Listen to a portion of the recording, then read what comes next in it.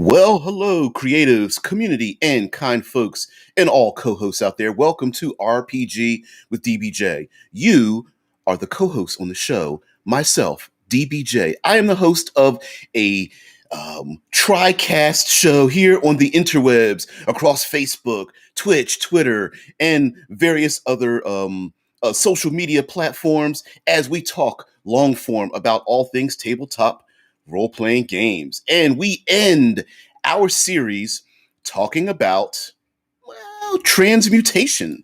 Used to be called alteration. For some reason, I forgot that.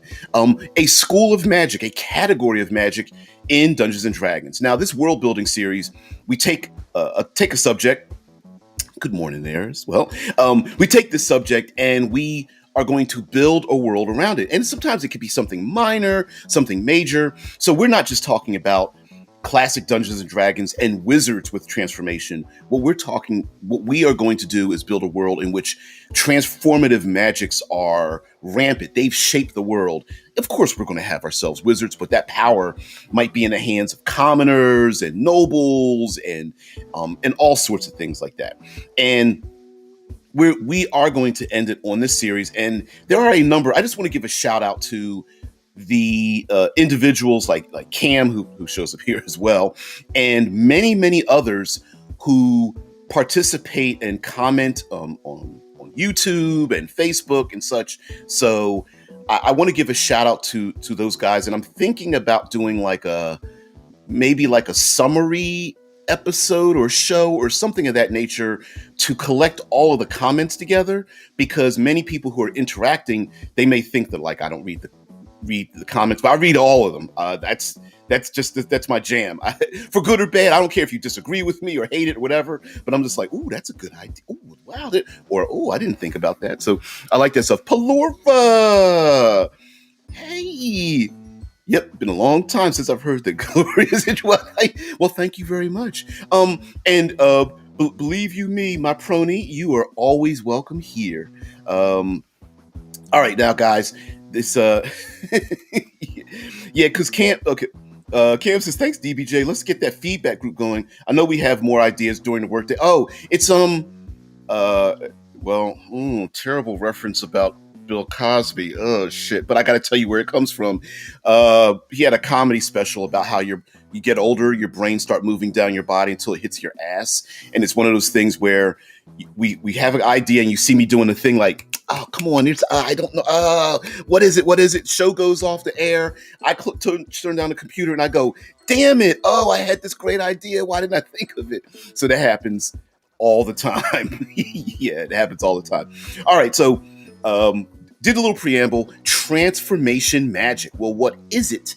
Well, transformation magic is like the changing, alteration, manipulation of matter and energy that is already available into a new state of being. For the most part, it's a very temporary thing, but this will expand out further. Now, we know of things such as like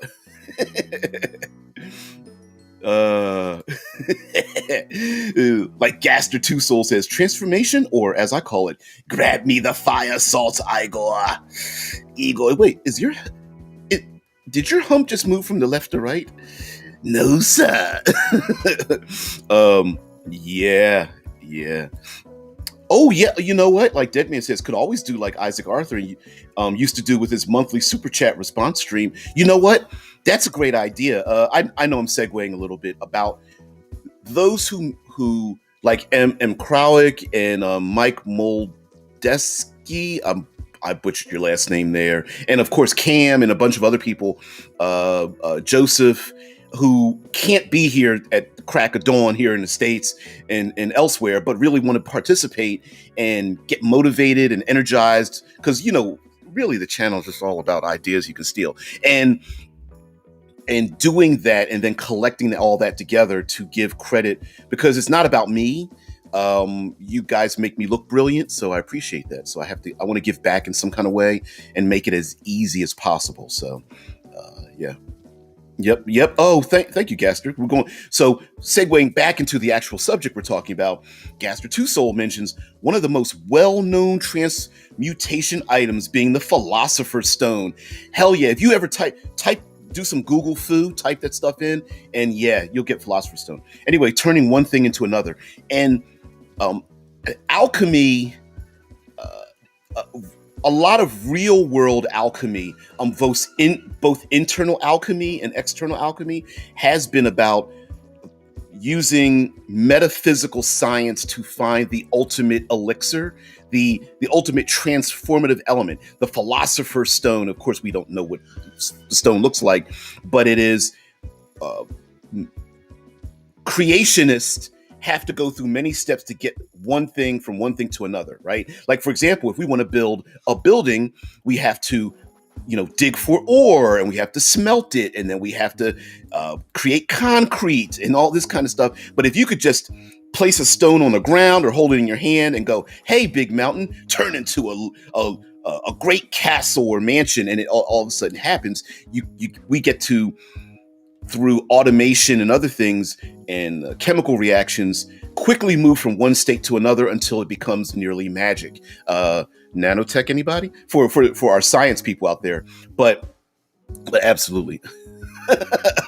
Like Michael says, vice versa, DBJ, you make us sound brilliant too. That's because it's the funny sarcasm that you guys have, which kind of proves the point of comedians having a deeper understanding about the universe. For every silly smart ass comment you guys have, there's underlying brilliance, and that's what I like to pull out. And as well as the serious comments, I think we can relax a little bit and have some fun with it. So yeah. I maybe I consider myself a professional muse. I am sitting on your shoulder, creating music. We're going to go there, huh, Pelora? Oh, man. Pelora says, transmuting people into Soylent Green. Yeah. I suppose in a modern context, Soylent Green would be like, they're made out of people, and they're using them in air fryers and ninjas. Does that taste like Joe? Sure does. Oh, man. Now, Cam, you're so silly. Mike says the Philosopher's Stone is a great cheat for problem solving. Need to break a lock? Turn it from metal to wood and burn it. Need to bribe a guard? Turn a wood carving to gold. And, the throughout history in our own world, the idea of of the instant transformation of one thing to another has always been an epitome. And a lot of times, even, yes, immortality is probably way up there as like a top 5 power we wish we had. But the instance, how many stories about spinning gold, touching things and turning them to gold, dragons laying on top of gold. How the hell are we getting all this gold? Which kind of reminds me, like, with all the gold pieces in Dungeons and Dragons, who's making them all? Right? I once had a side note. There is a magic item that creates gold coins, small amounts, but I had an adventure where dwarves had used one of those things to fake that their mine was still producing minerals by having this magic item produce gold, and they were murdering people who tried to find out about it. But the mine was completely empty and stuff. I hear you, Wade. Wade's like, politicians turning BS into piles of money, and they're pretty good at it too. He's like, watch me bend over and let people like kiss my ass and watch it turn into, and they're just like eating like a soft serve out of someone's sphincter and going like, wow, that tastes like ice cream. Maybe that's a bad visual, but I think it's pretty on point. Oh man. Thanks, Cam. Cam's like, yeah, half my jokes would fall flat if DBJ wasn't reading. Thank you so much. Now, Deadman says that The Philosopher's Stone is usually described as a red geodesic stone, though some instances it's a red gemstone. Yes, if you type it in, if you do a little search for it, it will be like a red gemstone. I didn't realize that until, of course, I did a little search and I was like, oh, why is it all like red and sparkly and stuff? And then you go into it and stuff.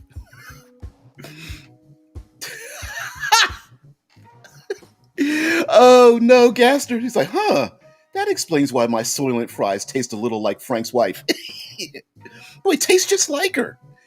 Wow, that's weird. Um, oh man.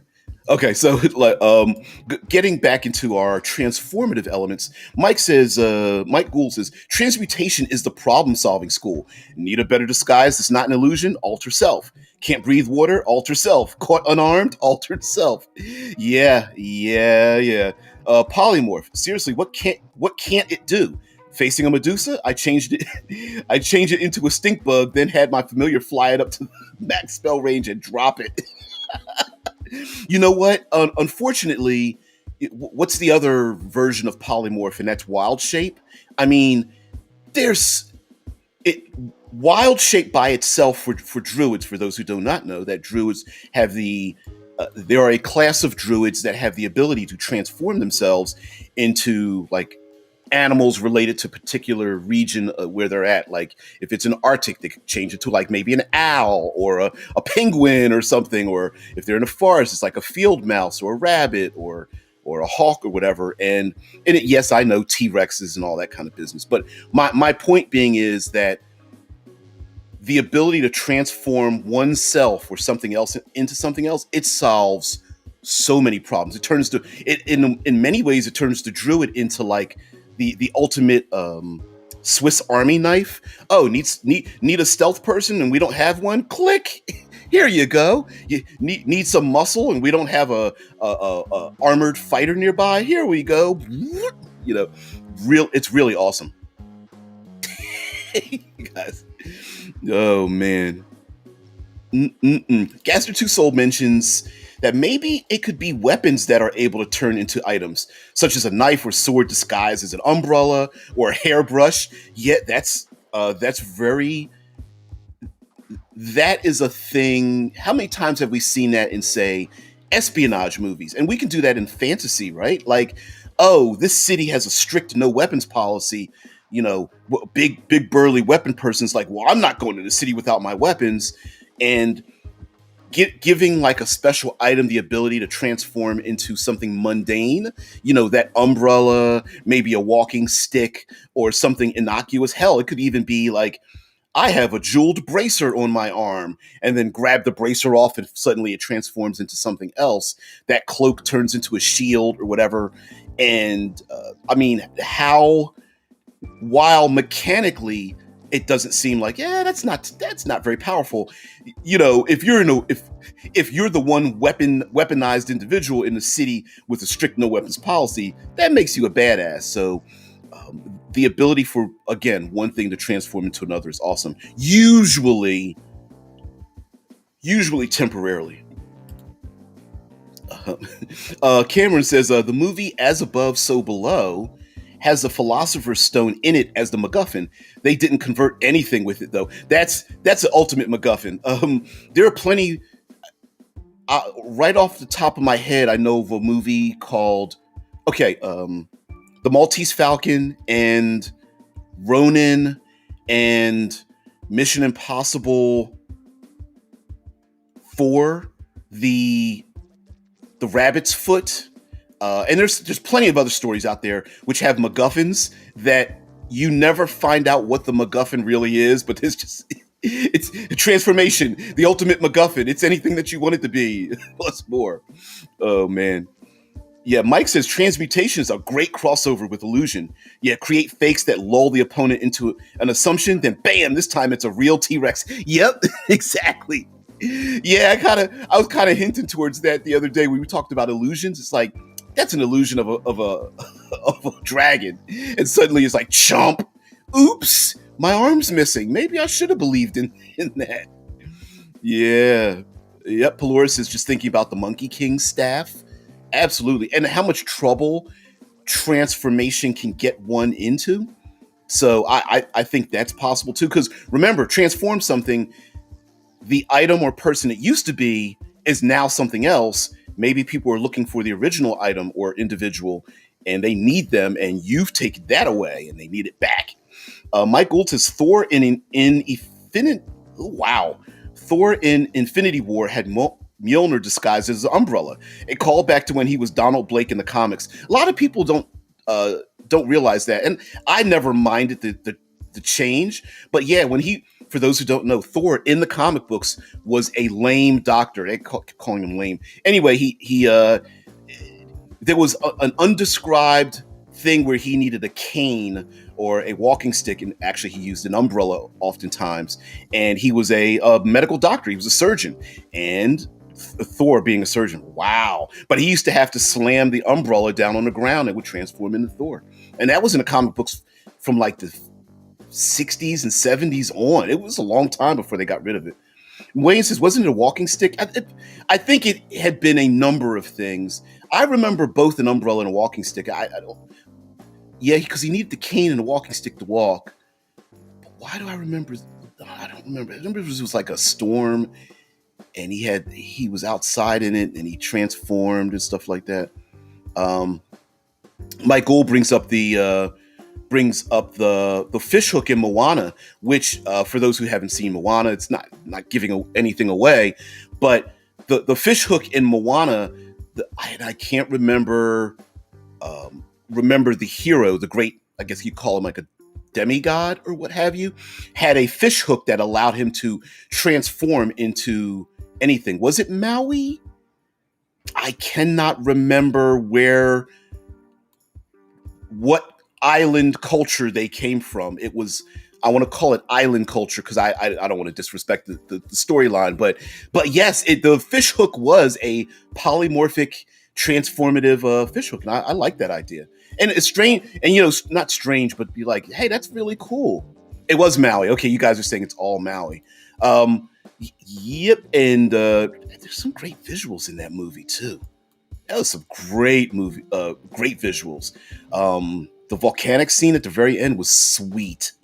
I love it. I love it a lot. Mike Gould says polymorph has been known as a curse for ages. How long does a witch turned into a toad go back? And one of the great story elements of transformative magics, and a lot of times, like you said, it's like a curse, is the idea that first of all, the thing that's transformed has to be there. Usually, but not always, it has to be of the same size, shape, mass, energy type. So for an example, yes, the human being that changes into a small toad, the weight difference, the size difference really isn't there because it's very much like a fable.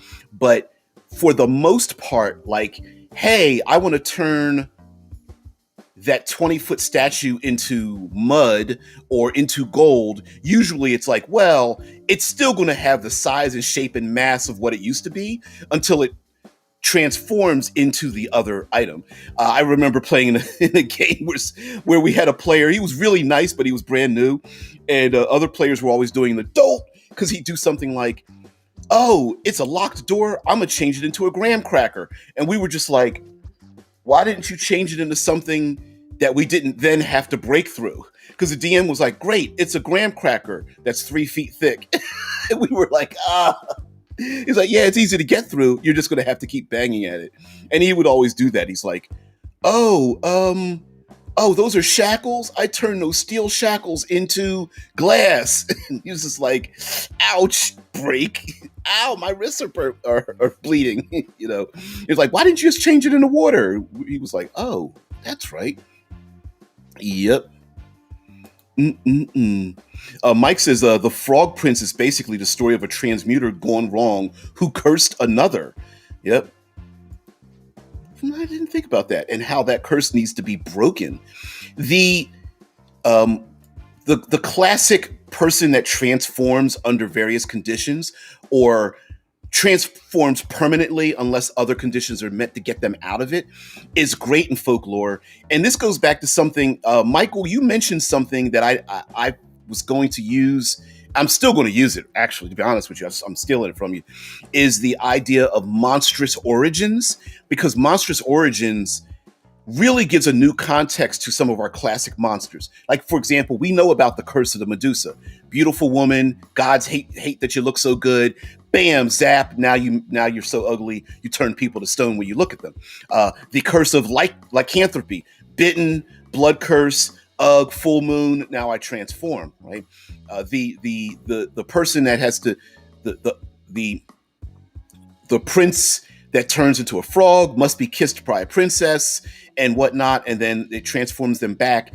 And I think that's a great classic idea of having like a grand monster who's been cursed. This is easy beginner stuff for your players, and you can add in a ton of moral complications where no, it's not just an ogre or a fiend or a medusa or some other kind of bestial animalistic thing out there. It's a person who got transformed, who's innocent, but maybe maybe they are bestial and they've lost their mind, or they can't control their transformations and they run away all the time.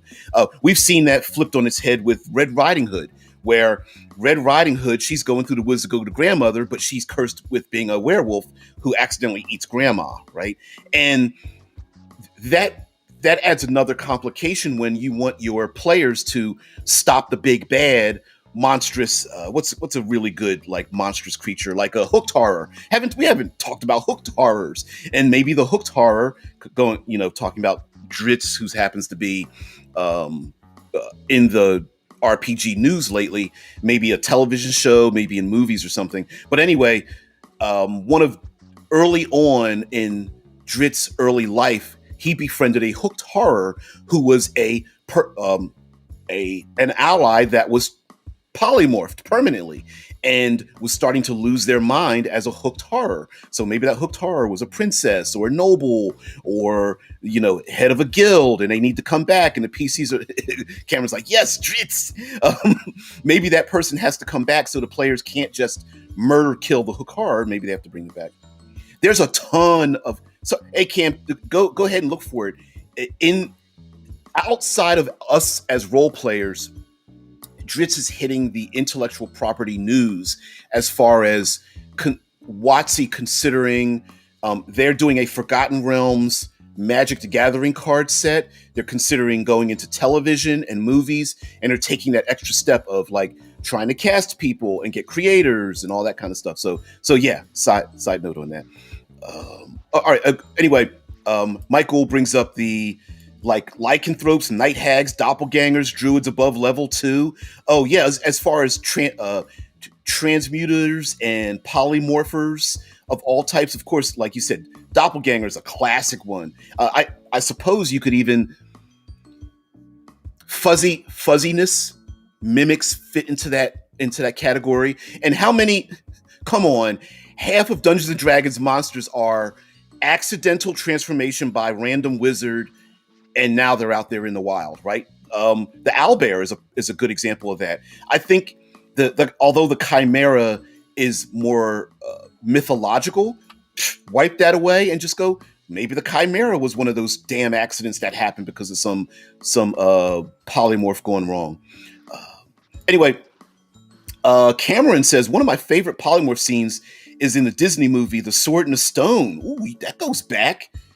When Merlin and Madame Mim had a shape change fight. I've always wanted to do that in D&D. Poly for every problem. Ooh, that would be an interesting gift / limitation on a player character. Hey, drink this polymorph potion. You can never keep the same polymorph every round. Like every round you have to become something different.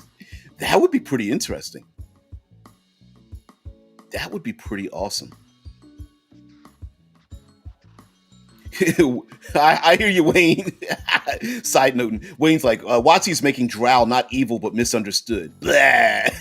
That's all right. I think it's all right. Yeah. Sorry, Gaster. Gaster's like, I had an idea that might fit into today's topic, known as the Totem of the Beast. an item that basically, when the person bites down onto it, the ingredients inside will basically cause a form of hypersped version of a metamorphosis, allowing the it won't let the whole thing. Excuse me, allowing the person to gain extraordinary abilities from mythological creatures long since extinct of the past. I think there's a way to, like, we love ourselves alchemists and herbalists and apothecaries and things like that. And if you, first of all, like potions, scrolls, potions, one-shot items are really great to give PCs, because even if they're overpowered, like Vampanoid said, even if they're overpowered, the limitation is you got one use, right? So if they transform into something with wings to fly over your you know danger strewn battlefield, and you're just like, don't, oh, I can't believe they got away with it. At least they can only do it once. And uh not every alchemist graduated at the top 5% of their class. So chemicals having problems, like you said, totem of the beast, or what is it? There's a superhero character named Vixen who wears a necklace. She doesn't physically transform, but she could take on the aspects of different animals and things, and give that to the players, or have it fall into their lap, and then they have to use it. And I like that idea a lot, especially if it's like a slow metamorphosis. Like, you're starting to grow hair out of not just your pits, but everywhere else. And you're like, what the hell's happening to me? And then you maybe give the players some extra abilities. I think, side note, I think the new way, while I believe people, I'm looking at you guys as co-hosts, while people are upset about the diversity issue in terms of separating the biological nature, the heritage of a character from their culture, I think this is also a great way to get rid of race as a thing, because now the origin could be something else. Maybe you come up with your own lycanthropic race, or like shifters. Like Michael brings up Eberron's shifters. One would think shifters and changelings would understand the school of transmutation easier. Yeah, what is it? Shifters are lycanthropic, and changelings are, no, the other way around. Shifters have a doppelganger origin, and changelings have it's the other way around. One's got an origin from lycanthropy, the other has an origin from doppelgangers, and I just screwed it up. Thought I was wrong, but I think I'm just mistaken. Vampanoid says roll on a polymorph table. For those who don't know, I remember back in the day using the polymorph / reincarnation table from like the Dungeon Master's Guide or something like that. And when a player randomly transforms into something, and those were always fun. Gaster goes on with his comment saying that this then allows the person to permanently be able to turn back and forth between animal and man. But there are some downsides, such as being unable to sleep in animal form and other things. Something that we often don't see in our games is we know players like, hey, I'm going to play a druid so I can have wild shape, or my spellcaster now has polymorph, I'm going to polymorph. But what does a society look like when a sizable number of the portion of that community has the ability to shape change? Because that would be pretty interesting for players to come into a town, and a player thinks that they have like 5 different connections, or there's a criminal organization that looks like it's made up of multiple people, but instead it's really just one person shape change into a bunch of different people. Like, man, every time I go into town, like half the businesses are closed, and there's a different proprietor for each business, and it's just one person running from business to business transforming. That'd be awesome.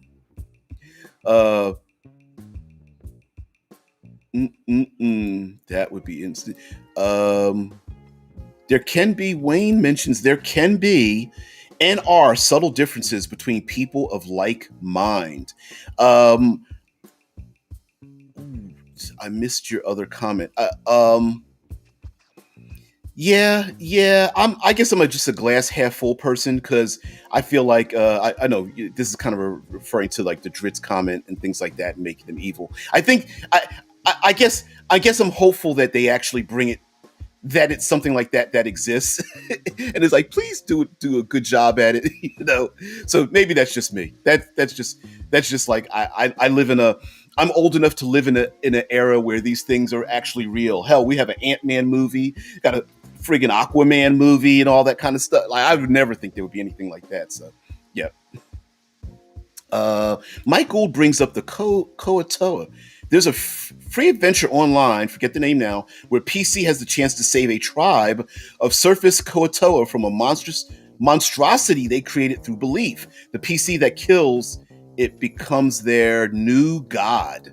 Ooh. See, I like stuff like that. Like, what is it? The aboleth? Like, the aboleth has some kind of nasty, slimy gel on it that transforms you. This relates back to the undead talk where if you're killed by a white, you are resurrected as a wraith under its control. And I like the idea of slow transformations. Yeah, exactly. I love the idea that oh yeah, I got it there, Mike. I love the idea of like a slow transformation where, oh, don't make a save every round to get out of it. Make a save every day. Because when you surprise your PCs, like they're like, oh, we're gonna make a short rest. We're gonna have another short rest doing a 5-minute workday, and you go, oh, really? Sun's about to set. Make a saving throw, and the PC's like, what? No, you're gonna have to make a saving throw. Remember that wound you got on your back from that creature? Yeah, you're gonna need to make another saving throw. And you're like, what the mother, father, is it a curse? Is it poison? What is it? And you could kind of dangle that over the players' heads over a longer period of time. I like that too. Pelora's like, hey, act not. Is that you? What an ugly face. It doesn't suit you. Take it off. I would love to see like a doppelganger culture where, like, for example, maybe multiple doppelgangers are living together as a fake family, even though they don't know each other, and doppelgangers could like move in and out of that family, pretending to be those members of that family, even though they keep getting replaced over and over again, sneaking around and things like that. I like that. Mike says subtle changes in an entire society do not justify different shades of neutral evil being the one alignment. Uh-oh, here we go with the alignment fight. I don't know why people think alignment is a straitjacket. It never was. There are each alignment. Yeah, I know we're going to fight. Each alignment is a big giant circle. People represent and various portions of that. So a zero level human being that's neutral evil, they're just selfish. But a 15 CR demon that's neutral evil, they have no relationship to each other. So yeah, I mean, a whole society that's neutral evil, there's shades of gray in there because every alignment is a general descriptor of a bigger thing. I don't know why we're like absorbed into this weird. I don't know. I've never understood the fight, but I get it. People just don't like the word, and it's been used as a weapon, so pretty bad. Yeah, kind of like eating tuna fish, and you know that there's dolphin in it. I think that's kind of what alignment feels. It's like. Thanks, Cam. Anyway, Mike says, my daughter's gnome barbarian killed that monstrosity.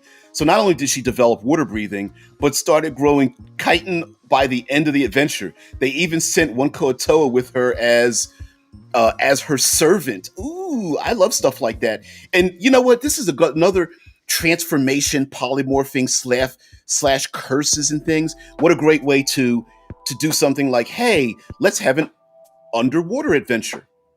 Well, okay, let's have an underwater adventure. Maybe the PC start growing gills or something, or player characters start to like District 9. Maybe a player character who maybe was a ranger that used to kill goblinoids starts slowly transforming into one, and now has to befriend them and whatnot.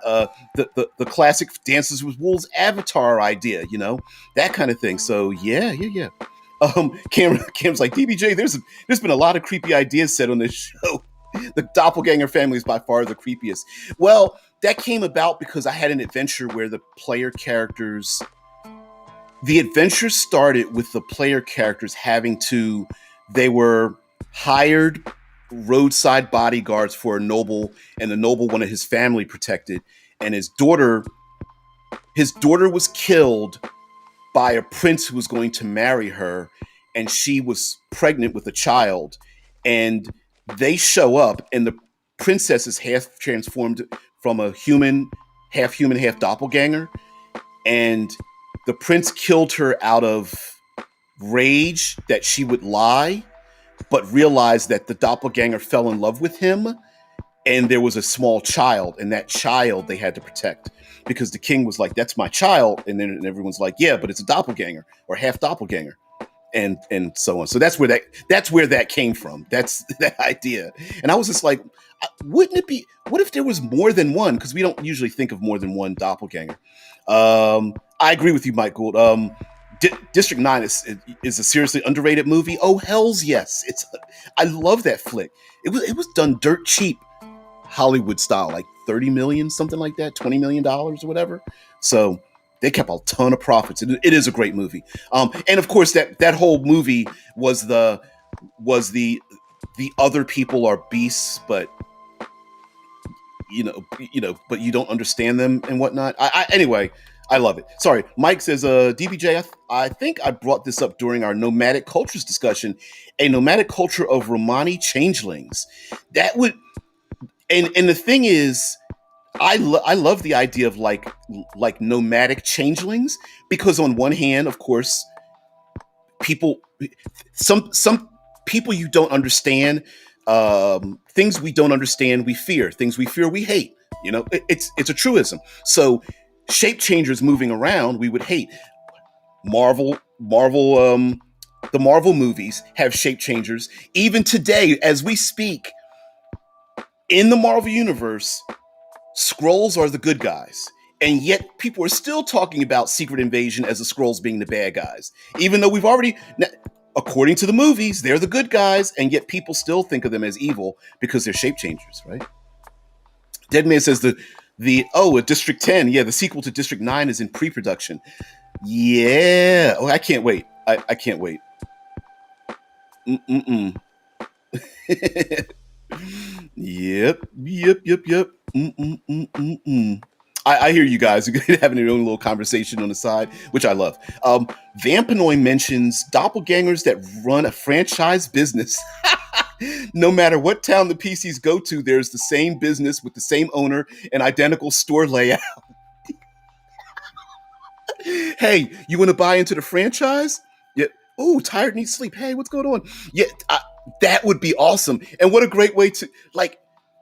So what you're saying, Vampanoy, is that doppelganger shape changers have a Rolodex of identities, and their society is such that as they grow up, they learn that Rolodex and they become those same NPCs. Is that what you're telling me? Is that why there's like a franchise business? Oh man, Deadman says like Nurse Jenny or Officer Jenny from the Pokemon series. Yep, it's the same. Why is that city guard always the exact same person? I don't get it. You know what? You could have some fun with that and we've seen that also in more of a modern context with the the office worker that greets the PCs at the front desk that always seems the same. But how interesting would it be? TNS, you're fine.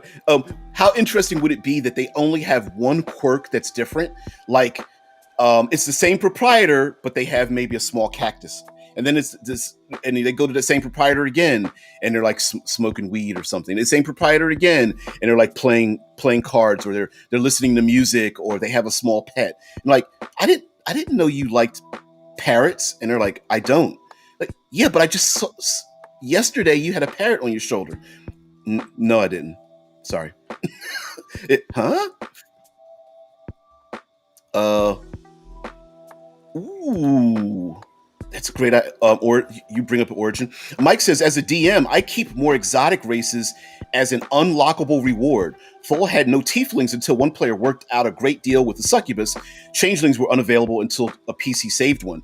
And what a great origin for other monstrous races. Like I'm a man of a certain age where I come from an era where monstrous races just were not a thing, right? Goblins, drow, I include drow elves, dark elves in that. Um, Dragonborn and people that want to play, bugbears and things, and it rubs me the wrong way a little bit. I'm being facetious, but a great way for that to happen in your world could just be, maybe it's just transformative, maybe it's by curses, maybe it's a blood thing, or drinking the water from a strange location or whatnot.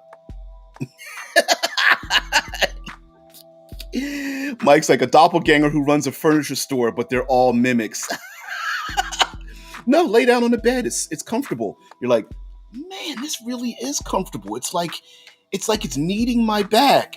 The mimics are like, I can't wait to eat some of that ass. Ooh, I didn't mean it. Ooh, that came out really bad too. Ooh, terrible.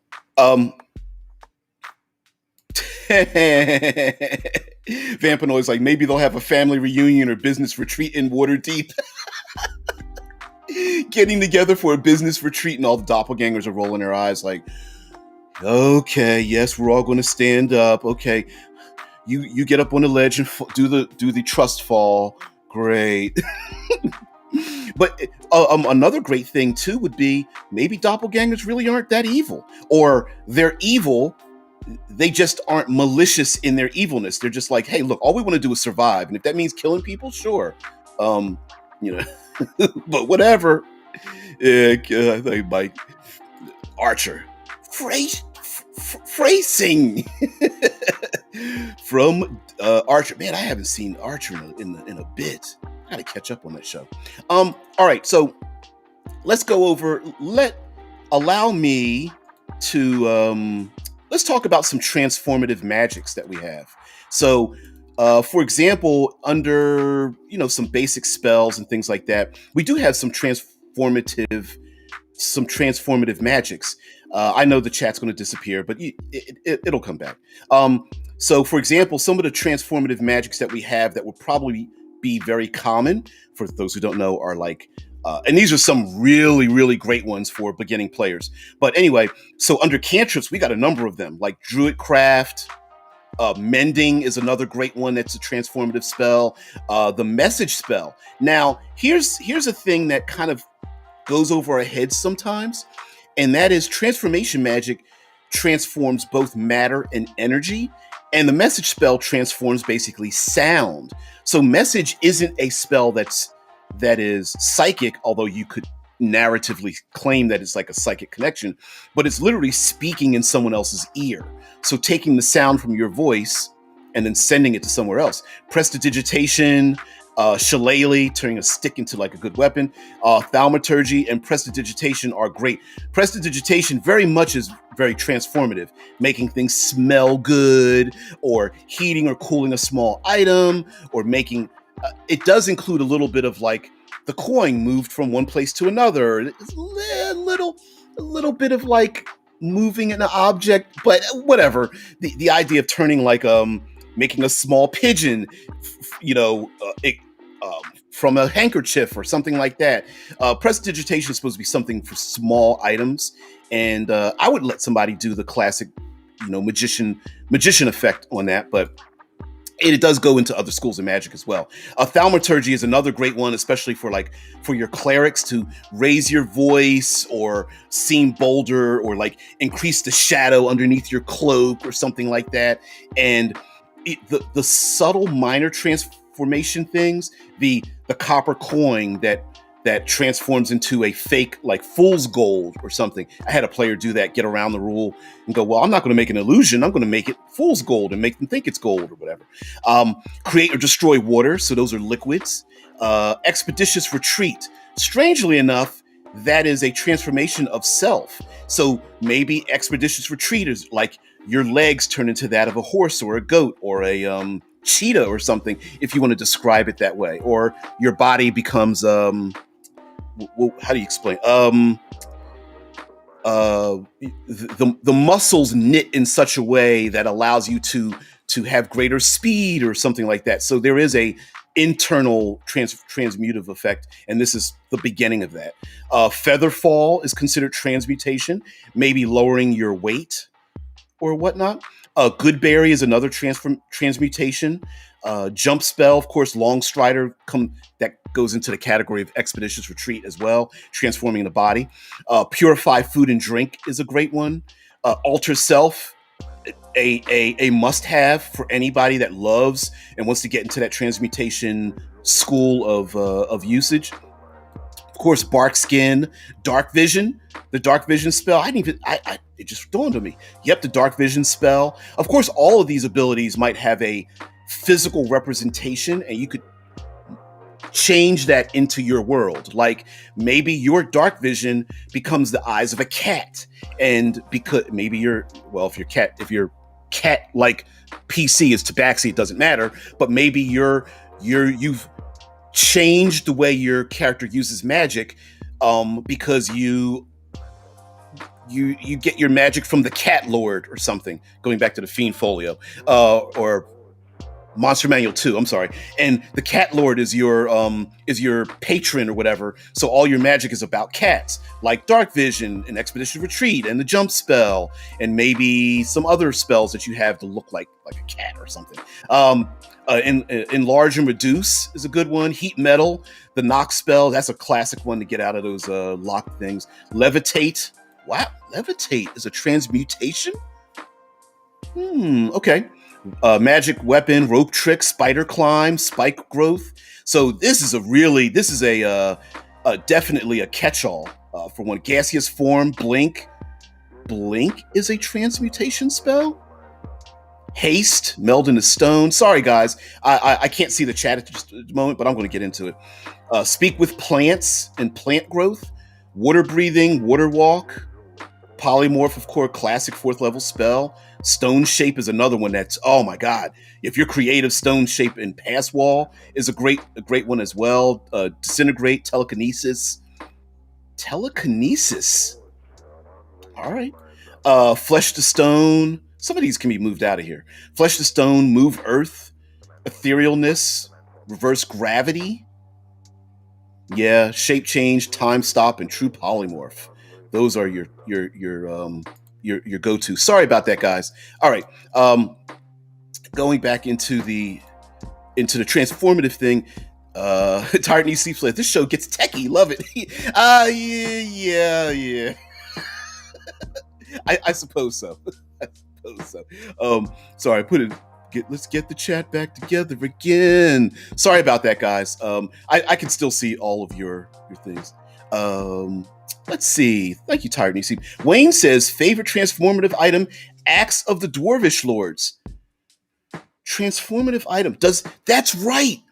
The Axe of the Dwarvish Lords slowly transforms the wielder into a dwarf. If I'm not mistaken, that's right. Yeah, it's a little bit of the Mjolnir holding it, and you get the armor and the braided hair and the like. Yeah, you know what? I think some more magic items should do that. Like, and I don't mean punishing characters by changing them, but the idea of wielding the sword of the great lords, turns your skin different and your eye color, maybe your height gets changed a little bit or something. I love that idea. I remember in a game a player character got, this is old days, this is AD&D, and they got a cloak of the bat, and the cloak of the bat could make you fly, you could turn into a bat. It was very, very vampirish, and the magic item itself doesn't have any side effects, but the player was like, hey, could I be like undead? And I was like, like having like pale skin and all that kind of stuff. I was like, that's a great idea. Now, he didn't have any, he just wanted to be a vampire, but the whole point was, I was like, yeah, go for it. Yeah, I love that.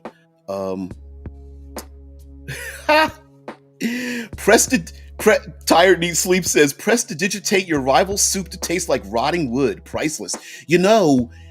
Transmuters, even though 99% of them are temporary, how valuable would a person gifted in transmutation be to make things smell good, taste great, Remember, it's not just matter, but it's energy. Musical sounds, um, the rich lord who doesn't want to smell the nasty people who live at the bottoms because all that garbage and rotting bodies are sweeping over their kingdom, and so the Council of Seven lives in their great tower, and they don't want to smell the masses. So a transformer is always there to make sure that when the winds, the hot winds sweep in through the windows, it always smells fresh, like rose petals and lavender or something. That would be awesome. Or very poor people who have to eat gruel, but the alchemist sprinkles things on the food to make it taste like your favorite foods. I mean, in a way, it does have that link with illusion magic, like deception, but yeah, the young sorcerer in the family that makes that nasty ass porridge taste better in the family is probably pretty invaluable. Vampanoy says, "Why are the doppelgangers evil? They use imported non-renewable resources and resell at 300% markup." Ferengi doppelgangers, yeah. Yeah, I agree with you. I agree with you there too, Mike. Said mold earth is an underrated cantrip. You know what, dude? I don't know why I've never looked at that particular spell list. That spell list is damn dangerous. That is like you if you want a Swiss Army knife character that has something for everything. If you're creative, holy transmutation magic is awesome. When you start adding in things like gravity manipulation and energy manipulations. When I say energy manipulation, I'm talking about sound, light, things like that. Oh, turning one thing into another, manipulating plants and all that.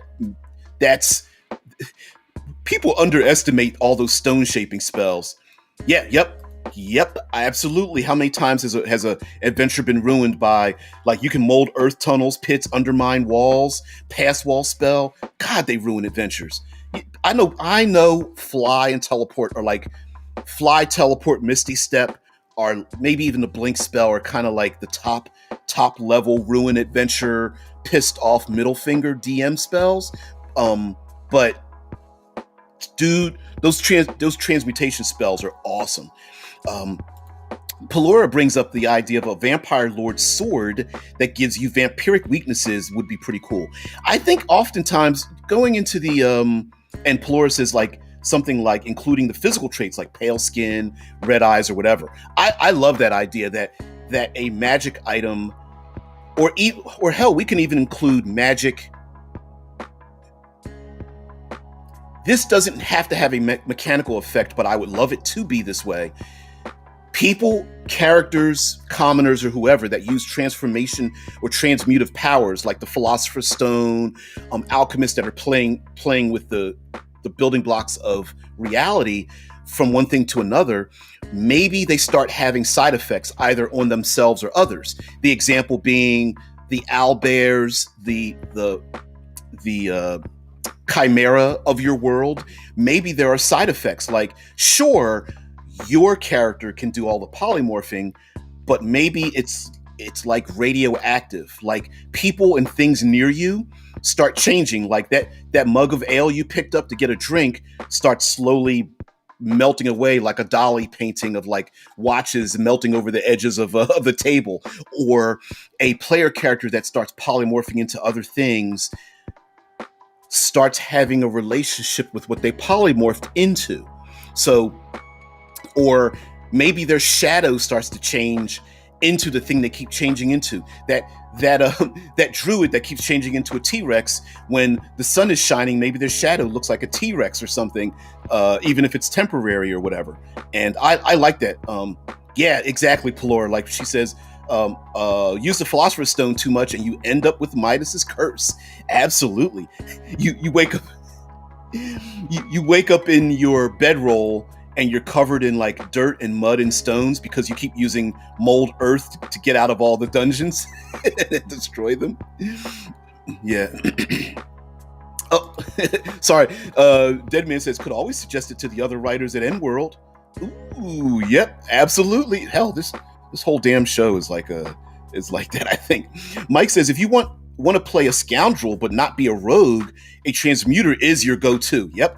Cage him, he transmutes the lock. Try to drown him, now he water breathes. Think you saw him? Nope, now he's a guard. Yeah, that's where game design and niche protection have issues, where someone's like, I want to play a rogue, and someone's like, I want to play a druid, and then the rogue player like folds their arms, is like pouts, is like, you're better at roguing than I am.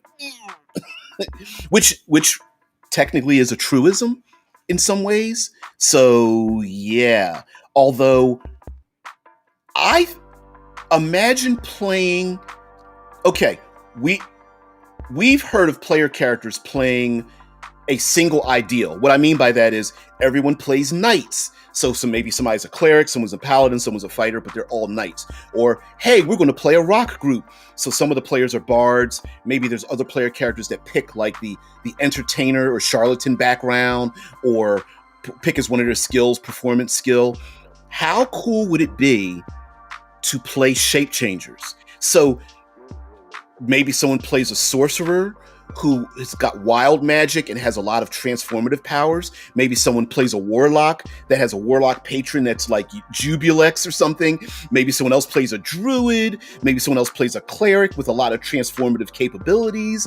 That would be, or reskin, the arcane knight as like, reskin some of their capabilities and make up a new spell list for like an arcane knight who's like a transformative fighter, who someone goes to slice through the fighter and you turn into like liquid or gaseous form, and then turn back to solid form again and start fighting with your blade, and then or something like that. Or even a barbarian.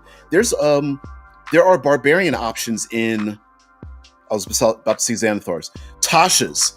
And you could transform a barbarian to be more lycanthropic and beast-like or whatnot. Yep, yeah. Arcane Trickster Eldritch Knight. That would be awesome. Maybe, okay, here's an origin. A nuclear war happened. You know, the as was brought up in a past comment on Facebook about like the rain of colorless fire that transformed and made dark sun, but instead maybe there was some kind of arcane radiation that's out there that people are protected in their cities, and of course they're afraid of the changed ones that are outside the cities. The players are the changed ones. They're the ones that have their DNA mutated or whatnot. This is fantasy we're talking about here. So everyone and everything that's outside the city, it has a transformative effect. Maybe it's like mutants from X-Men and their bodies start changing and shifting. Maybe it's a curse and someone's feet gets rooted in the ground and they start growing as a tree or something like that. And these things could be, the players have their character capabilities, but they're also distrusted. Like a player character that's playing a Dragonborn, maybe they were human, but they're slowly transforming into this scaled lizard-like thing. Or maybe you just completely get rid of Dragonborn, but they are a monstrous entity that has nothing to do with lizards, but it's just them. They can breathe out maybe like they regurgitate acid out of their stomach, and they've got like claws and a hunched back or something like that. Yeah, Mike says an aberrant mind sorcerer of Jubilex. Yeah. Ooh, yeah. And you don't have to mechanize this, but maybe just people being around the mutated, there's a fear of that. It's almost like they are like lepers in a leper colony. Like we need to keep away from you and such. And that could be a thing. Ooh, here's a name I have never seen before. Hello there. I'm gonna Brayton Turnout. Brayton Tornout. I butchered the name. Sorry, Bray. All right, so it's the plot of the Stalker series, actually. The explosion in Chernobyl triggered something else, causing the government to establish a zone where materials transmute into weird, otherworldly materials, gain magical properties, and I've got to turn this off for just a moment. And the area is littered with unusual storms and weird events. I love it. I did not know that. I love the concept of that, where like the players might be agents that have to, they are the professional adventurers that travel out there, and they're the ones that have been infected by what's out in these protected zones. So of course everybody wants the ill-gotten gains that are out in the protected zones, but at the same time, we can be hypocritical as a society. We also don't like you. Hey, can you do this thing for me that makes my life easier? But also, could you not be near me because I don't like your presence? And that would be a great push and pull for the player characters to like have to live in a society and an economy where getting these great things, finding the residuals of the Philosopher's Stone is what keeps people in power. But at the same time, they need to hire these mercenary types who are willing to sell to the highest bidder or something like that. Yep. And Bray continues on and says, you playing as an agent is literally the plot of Stalker games. I did not know that. I did not. I had these huge gaps in my geek culture about that kind of thing. But I love the relationship with like Chernobyl and the idea that and what a great way, of course, to easily throw in a ton of adversaries. Open up your monster manuals and all those monster books and just say, these are transformed people. Maybe there's innocent people that live nearby and the transformative effect spread out. Or maybe they've been eating fruits and vegetables in the ground that's been tainted and they shouldn't have done so. Or maybe there are bandits on the road that are like mutated and cast out. And again, society, people that don't look like us, we like to kick those people out of our society. So maybe people that just happen to have so-called deformities are kicked out. And those deformities are like minor in the beginning, but then these people are like, F you, fine, I'm gonna go all in. Yep. Brayton says the zone is home to bandits, agents, scientists, mutants, otherworldly apparitions, psychic storms, etc. I love it. Well, okay, maybe I just stole something that was stolen from somebody else. I stole it. Yeah. I love it. Mike Gould says the species of mind flayers basically being a transformed people. At their tadpoles invade, infect, and transform others into mind flayers. And yeah, why not? Why not have like maybe there's even maybe something otherworldly or alien has landed, and it's not that there are doppelgangers, but there's innocent people put in pods, and their skin kind of sloofs off, and they accidentally, become other people they come in contact with. I've even heard of that idea for Superman. Like Superman was sent from Krypton, and the only reason Superman looks the way he does was because the first people to open the pod for the small child got the DNA from those individuals, and boom, that's it. All Laura's like, all DMs are rogues, stealing ideas. Hell yeah, absolutely. Vampanoid says also the premise of the Outriders game, they get transformed by these storms that kill normal people. And those storms might be extremely dangerous, right? And so that danger, chaos storm sweeping through, the players are basically, they've already have it inside of them, so they can go in there, but then they start transforming into other things. Heck, I wonder how cool would it be for players to fight a monster like the Thing, where each round the monster becomes something different. Now, I brought that up in the illusion when we talked about illusion magic, where 4 player characters are surrounding a monster, but it looks like the fear of each of the 4 different characters. So one character is fighting a giant spider, so it has the stats of a spider, whereas another one is fighting like a fire elemental because they're afraid of burning or drowning. Maybe it's a water elemental or something like that. So maybe in this, there's like a monster like the Thing, and you could have a random list of similarly sized and shaped and capability monsters. So they're fighting a chimera in the first round. The second round, it turns into a frost giant. The third round, it turns into a wyvern. The fourth round, it turns into a giant spider. And all of it, each time its skin is peeling and it turns into a different thing, shooting webs. And then the next time, wings sprout out of its back, and a tongue grows out of it, and its chest opens up with a maw of teeth or something. It'd be pretty awesome. Deadman says Stalker has scavengers. trespassers, adventurers, loners, killers, explorers, and robbers. Awesome. Sorry, a sneeze is sneaking up on me. I apologize when it hits me. Michael says the Marvel Inhumans are all transformed people because of an introduction to a gas. And how many? Before we get out of here, how many times, how many ancient races have come to Earth in the Marvel universe to transform the DNA of ancient peoples to make them something, right? There's always the Celestials came by and created the Eternals. There's the oh ultra humanoid, I can't remember the name, that went down and made the Savage Land and transformed those people. And then it was somebody else that came, the Kree came to Earth and transformed those people and stuff. There's always things like that. Yeah. Dead Man says the basic soldiers in XCOM 2 are humans that serve the aliens. Gotta serve some aliens.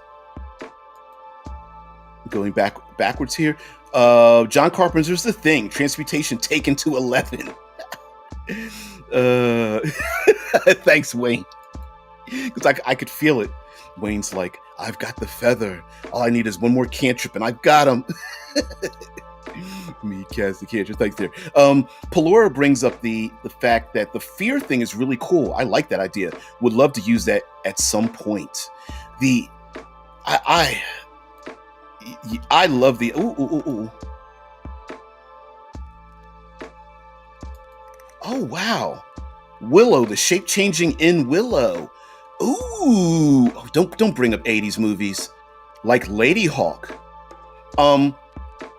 Ooh, like okay.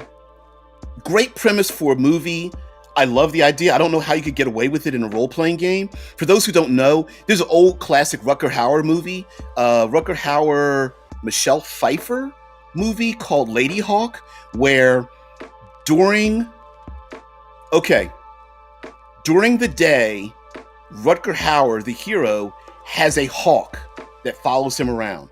And in the evening, the hawk changes into Michelle Pfeiffer and he turns into a wolf, and they can never see each other except for like a slight instance where during the day and night cycle one transforms and one other one becomes human, and they are like loyal to each other and they're trying to break the curse. What a great, I don't know, that's just like a great fable story idea. I don't know if you could have a whole class built around that, but yeah. Yeah.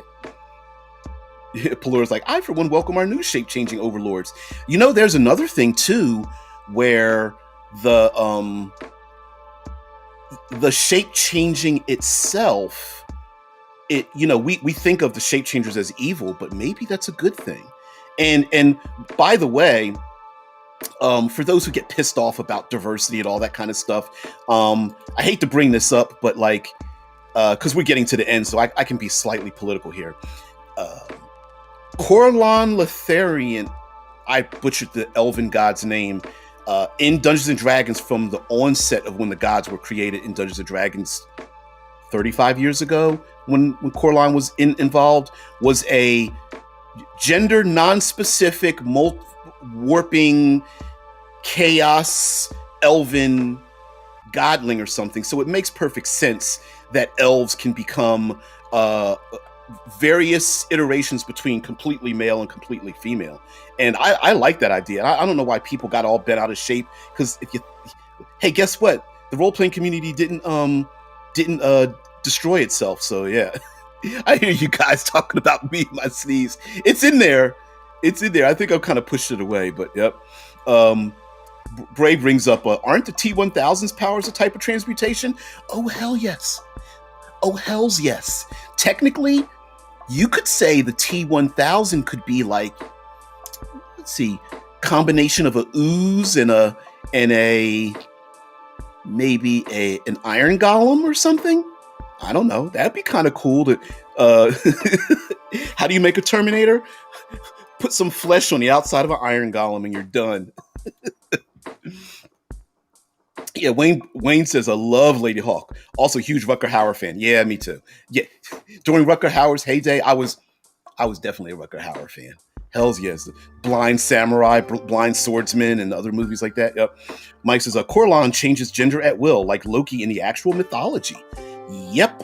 And I could see making I was about to say legacy, a heritage race that is gender fluid. Why not? Why wouldn't there be? Or like a clerics who worship Coralon have the ability to transform their gender, and it's in science fiction, especially like in science fiction, and especially in Eclipse phase, where they have a morph called a doll that's able to transform its gender. Although it's a little more insidious, but yeah. Valora says, an ooze and a metal golem combo isn't something I knew I needed. Yeah. Hey, why not? It's the T1000. Each round it can change into one or the other, an ooze and or an iron golem. Right? Yep. Yeah, clay golem plus gelatinous cube. Yep. Hells yeah.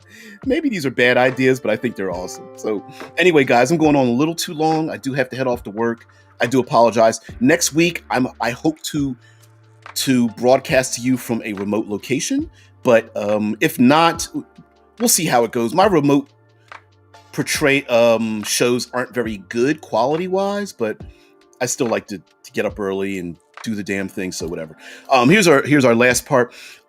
Bray says transmutation can also be a particularly brutal power. Imagine transmuting someone's blood into pure iron, or all the calcium in their body into sulfur. Ooh, damn! You went real dark with that one. Hell, why not steal that idea? Why is it that every power has to have a side effect that looks like what it is? Like, maybe a person killed by your magic missile, that's what happens to their body. Like, maybe it's not burning hands. What you're doing is you're causing spontaneous combustion on someone. Or again, maybe there's a weapon, like a bladed weapon or something, but when you kill the person, when the blade gets removed out of their body, something inside of them transforms. Like, they fall over dead and come to find out their heart turned to stone. Or like you said, their blood turned into pure iron, and they fall over like a big thunk on the ground. Boom! And you're like, what happened to them? You pull the blade out, and you're like, yeah, I turned their blood to iron, or something crazy like that. I would love that. Could you imagine finding dead bodies like that? That's all. Vampanoid says, is gender shifting lichen based or where based? No, it could be. Well, it could be, but escaped. They are the escaped genetic race from the Council of Seven that used them as playthings, but now they're out to get their revenge, and that's where doppelgangers came from, because they were used and abused, turned into a slave race. Michael says, Marvel did that. The White Queen possessed Iceman and killed others by turning their blood to ice. Ow. Ow. Ooh, Bray. Yep. A lot of fantasy poisons work that way. A favorite example being a poison that turns your blood into tree roots, sprouts vegetation from the corpse and such. Yep, and Deadman brings up which pod? Yeah, Eclipse phase gender fluid pods are the shape changer and the pleasure pod. Yep. Thank you very much there, Vampanoid. And again, thank you very much, Wayne. Hey, everybody. Yeah, I gotta head off to work. Thank you guys so much. Oh, by the way, again, thank all of you for being here.